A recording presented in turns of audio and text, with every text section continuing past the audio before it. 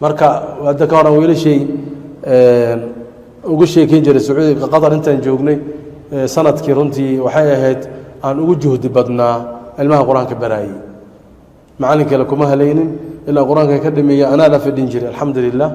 waxaan igu caawiyay eedadooda ilaa ay xifdiyo maalintii waxaan akhrin jirnay 20 juz hawl kale ma hayno misaameelan imaamka ahay maghrib cisho kaliya aaliga rabaa maghrib cishan tujiya kaliya la dhuhr wala asr wala maghrib mashaara ay soo dhaco guriga la isiiyay waxaan uga faa'iideystay marka nicmadaas weyn inaan quraanka xifdino quraanka aan ku mashquulnay ilmi malaa'iguma aadaan guriga ku xiran yihiin 20 juz ilma aad bay in jireen laakiin maantay ogaadeen faa'iidada uu leeyahay idibaadsada soo marsiiyay maantay leeyihiin aaba waa mahadsan tahay maadaama waxa weeyaan aad nasoo tarbiyisay laakiin anigu xamaasa ay hayso markaasi nidaam qadama sameyn jiro aad baan u garaaci jiray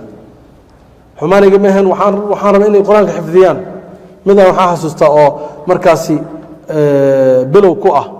maalintii wuxuu xifdinayay 6 bog 6 safxo xifdin jiray من شدة التعذيب أن قوضه لح صفحه وحفظناه وأنا بلو وكل سبيا نصعه لح صفحه وتعذيب وان مركز واحد علي ما كمل حقوقه سوي نادي وحن كعب مركز من شدة السان وتعذيبنا إنه إذا أرضاه المهن طريق النقض مرة دي بناك بحان حق دي عربت وحوي نظامك يوروب أوكلا إسكا قبانو المهدي أباه كعبادان دي وحويان حساب كلا تالو marka cunugan aan garaacdo guriga ka baxo waan ka cabsado waxaan eray hoogo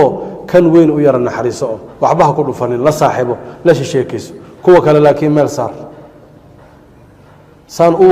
waday ilmi ku yar yar laba saddex yar yareed waxay dhaheen Hamza la hadlay wiilkayga Hamza mid ka weyn waxay dhaheen Hamza aaba adiga kuma garaacee ana kuwana dilaayay diin maxaa sameeysaa waxaan ogeydin ani adkaaran ka akhristaa wada aniga asagana uma sheegin aab qof weyn taa ku ixtiraam ma dhin moogtaan adkaaran hoos ka wada wada walaalo adkaarta nabar allah ku adkaarta nabar annaka akhrisana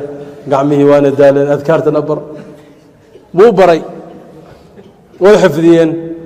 maalin ma kale oo soo qaatayna garaacan rabba mid waliba wax buu akhrina awal waxa dhijira aabahay idaa aaba qayli sameey jira moogtaa wax baa la wadaa bismillaah ana yaabay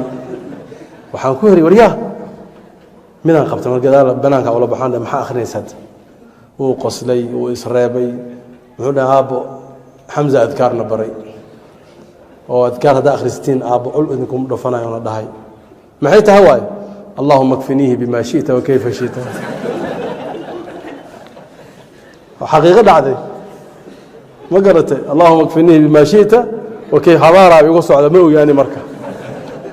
علمه نداس نعدين وإذا هبارا يعني ومع ذلك مركيان كبرى رقي